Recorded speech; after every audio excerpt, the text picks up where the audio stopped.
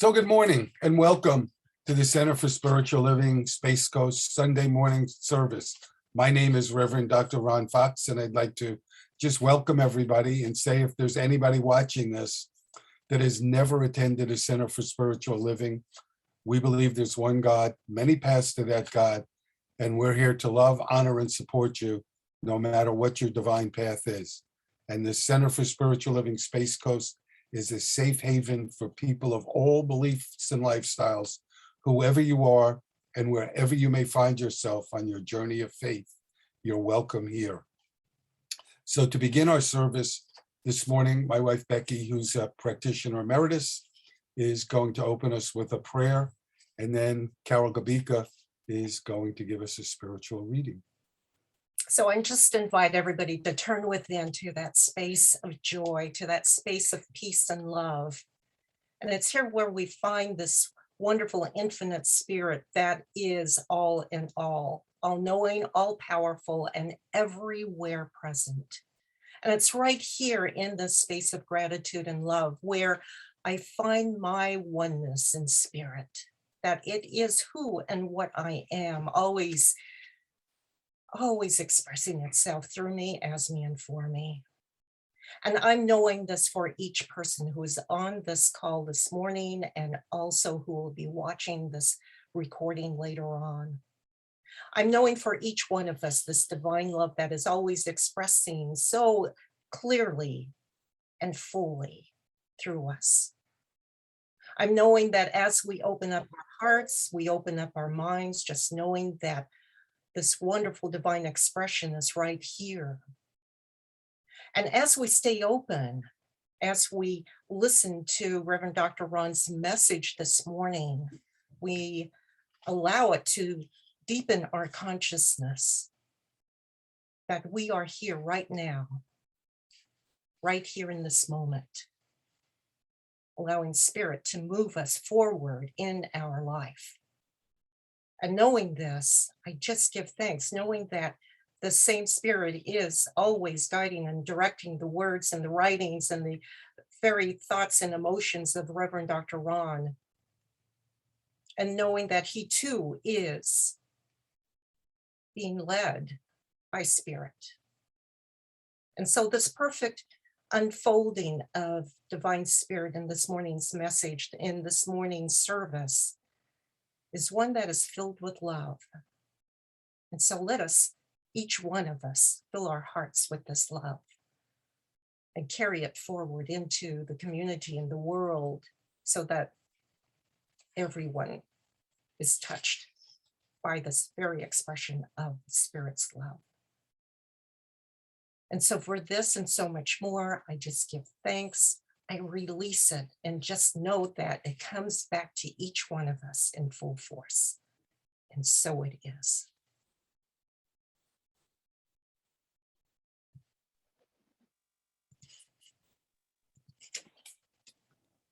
Authentic or masked?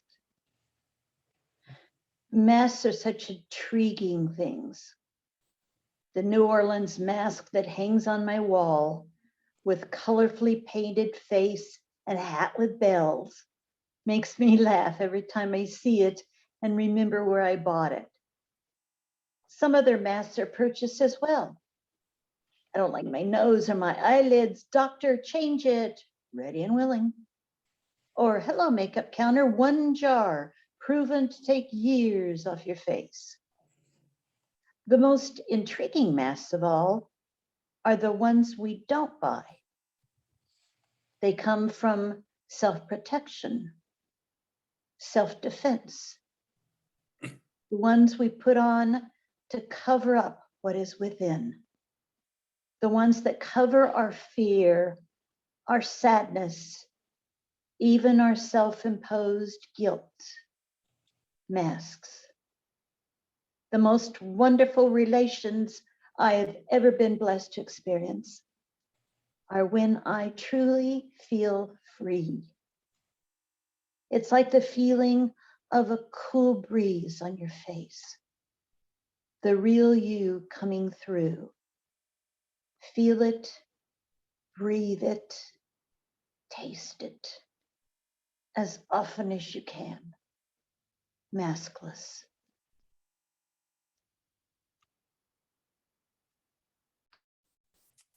Thank you, Carol. So my title today is Living an Authentic Life. And I'm sitting here, I actually absolutely had not planned this. And Becky, we're doing this on Becky's computer. And Becky has some stickies on the bottom of her computer that I just looked at. And they kind of speak to what, on a broader sense, I want to speak about. So I'm just going to read you a couple of them. One of them says, "What is my life purpose?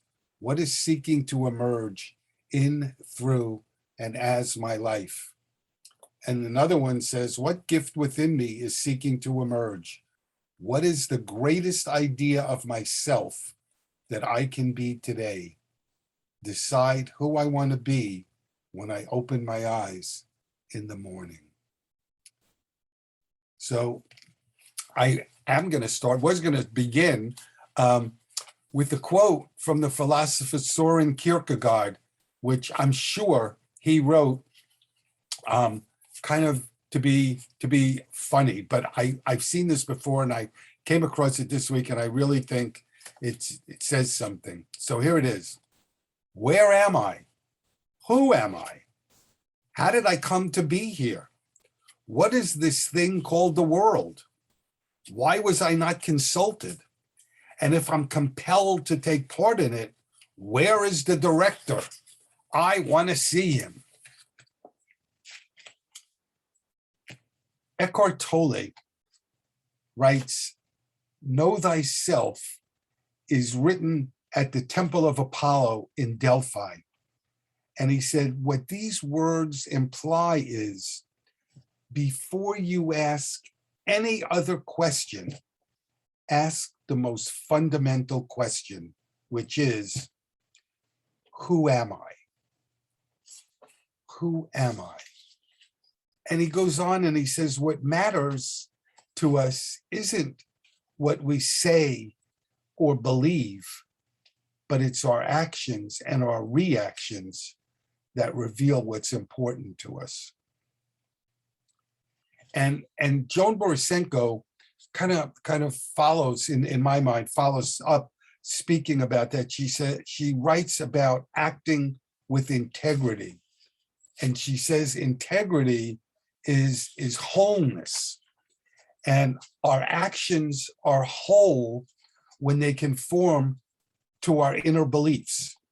And she gives some examples. She said, if you believe in the Sabbath, keep it holy. If you believe that slandering other people is wrong, don't gossip.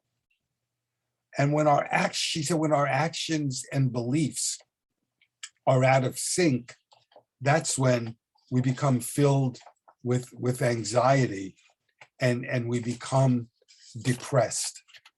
So I want to tell you a fable.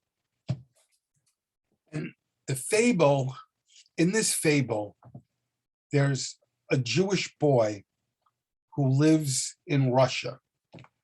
And at that time in Russia, the Jews are being persecuted. And every day, the Cossacks would ride into the town square and they'd upend all of the wares of the Jewish merchants. They'd just knock them all over the place. And then they would read an edict from the Tsar that was again limiting the freedoms of the Jews. Now, this young boy's grandfather was a rabbi, and he loved his grandfather so much. And every day, the rabbi would listen to the Cossacks read the edict limiting the Jews' freedom. And when they got done, he would stand up and he would say, "I protest, I protest." And one of the Cossacks or another would come over and take their riding crop and beat him into the ground with the riding crop. And then they would ride off. And according to the fable, this happened day after day and month after month. And it was really hard for this young boy to see. And finally, one day, he goes to his grandfather, who he not only not only loves, but respects. And he says, "Grandfather, tell me, why do you keep speaking out when you know that you're going to get beaten? Why don't you just keep quiet?" And his grandfather responds saying, "Because by not speaking out against what I know is wrong, I become one of them." And for me, in the context of today's lesson, what that means is when we speak our truth, it always brings us back to ourselves. When we speak our truth, it brings us back to who we are. Becky and I were talking this week. I have several books by Barbara DeAngelis, and I think one of the best books I have to explain what we believe and how she puts her stuff is a book she wrote called Real Moments. I really think it's a terrific book. And in there, she talks about giving birth to yourself. And she said, giving birth to yourself requires that you ask yourself some really difficult questions. Like I just said, who am I? What have I really been doing with my life? Am I happy? What brings me joy? And what do I need to let go of to be free? We need to examine and re-examine our beliefs and release what no longer serves us. And we fall into a comfort zone, and it takes a lot of courage to step out of that comfort zone. But when we do, we find out that's where the joy and the excitement of life really resides. I saw a quote this week by somebody named Charles Dubois, who said, "The important thing is this, to be able at any moment to sacrifice what we are for what we could become." Think about that. To sacrifice what we are to what we could become. Mary Morrissey, in one of her books, writes that she had been married for a long time and was divorced, and then became engaged to somebody. And this somebody had an 11-year-old son. And after she got her engagement ring, she went to this 11-year-old boy and she showed him the ring. And he looked at her and he said, "Congratulations, but don't expect me to come to the wedding." And she wrote that she tried to win him over with sweetness. No matter what he did, she would smile and be sweet to him. And she said her face began to hurt from all of the phony smiles. And she said, we often lose our identity trying to please other people. We lose sight of who we are. It's just like a person. Think about a person who's using an alias and how they constantly have to look over their shoulder when we're not being real. We never experience freedom until we can take up who we are. Robert V. Taylor is a minister who was born in South Africa, and he's gay. And he writes that being gay in that society really scared him. And one day he finally asked himself, what does a life of spiritual integrity look like? What does a life of spiritual integrity look like? And he said for him, it was an invitation to live with wholeness, including his sexuality, and not just to be grateful, but to be grateful and accepting of who he is, including his sexuality. Carl Jung wrote, "The privilege of a lifetime is to become who you truly are." You know, so I read several articles about living in integrity this week, and one of them was by a lady named Diane Modal. I think that's how she says her name. And she said, living an authentic life means coming from a real place within. It's when our actions and our words match, when our actions and our words are congruent, and they match our beliefs and our values. So when we have actions, words, beliefs, and values, that's when we're living a congruent life.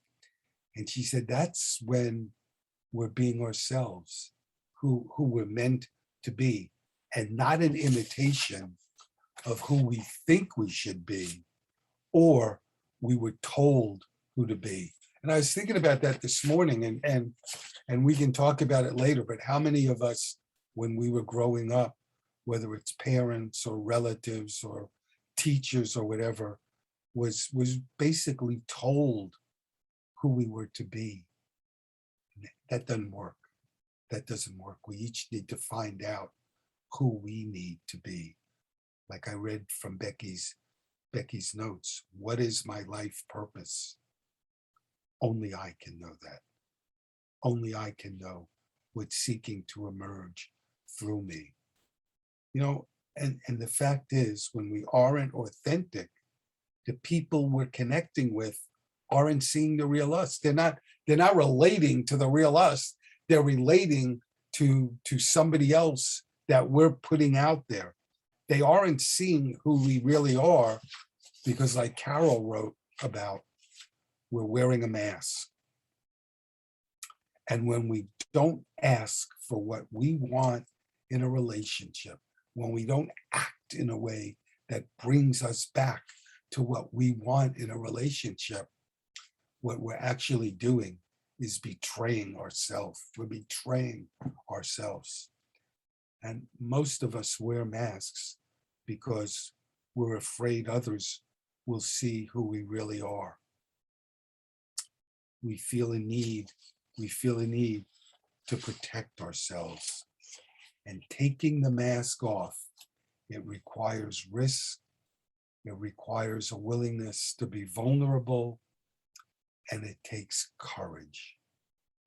So ask yourself, you know, maybe when we finish this part of our service and we go back and we chat with one another, maybe we could discuss a couple of questions. So ask yourself, what are the reasons I put on a mask?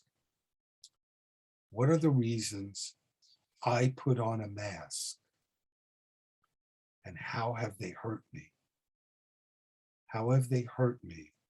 And the last question, wouldn't it feel better to take the mask off? Wouldn't it feel better to take the mask off? And I just want to share one other article, and then we'll close. I read an article by a lady named Casey Ferris. And in the article, she wrote what helped her find herself. She was going through a really difficult time. She had been divorced and she was living with a guy, and they weren't getting along. And she thought she wasn't being authentic, wasn't finding herself. And she wrote about several things that did. And I just want to speak about three of them. The first one is she went to her friends and loved ones and asked them, what is it you love about me? What is it you love about me? And she said her friends were more than willing to tell her. And for her, it helped her gain valuable insight into who she was and what she was putting out into the world. The second thing was she just tried new things. She began to try new things to see what she liked, what she didn't like. And the third thing was she started saying no. She started saying no. She said no to things that didn't serve her. And she said when she felt that, she felt like a weight lifted off her shoulders. She felt free to live in a way that she chose, doing what she wanted to do, following her passions. And she said she felt free to live her own life, not the one somebody else had conjured up for her. Again, what's the gift within me that's seeking to emerge? We need to let that come forth. And I'll just close with these words from Rabbi Abraham Joshua Heschel, who said, just to be is a blessing. Just to live is holy. God bless you. Have a wonderful week. And thank you for watching.